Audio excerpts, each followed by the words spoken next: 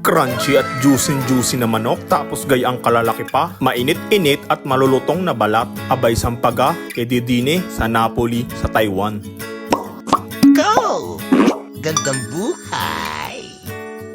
Ay digay Dine sa number 81, Suecia Road, North District, Taichung City. Nag-iisip kami ng aming kakainin kung ano baga. Naaalala ko ang Napoli ay sale ngayon. Isang XL size na pizza, nagkakahalaga ng 199. At isang bucket ng manok, 199 din. Kung hindi naman sale, ang mga iyon ay aabot ng 400 bawat isa. Ay digay kalahati ang nabawas. Ay syempre tayong mga Pinoy, kung saan makakatipid, di doon tayo. Partikular ang Napoli sa mga OFW din sa Taiwan. Kung gusto mo ng masarap na pizza at manok, abay lalayo kapag hindi ari sponsor pero talagang napakasarap din Abay syempre hindi naman yan masarap kung tayo ay papapaklang. Syempre Pinoy, hindi mawawala ang kanin. Bumili ako ng kanin sa 7-Eleven. Syempre mga Pinoy mahihilig sa kanin, abay gagawa ng paraan para makahagilap ng kanin. At syempre hindi yan kompleto kung walang panulak. Tubig din bumili ako para kompleto na lahat. O di nung kompleto na, dinala ko na sa counter. Aba, ang mga tao ay tinginan sa akin. Abay iniisip siguro, dalawang kanin mauubos ko. Ay kulang pa yan. Abay kaya nga pala dalawa yan. Tigisa kami ni Mrs.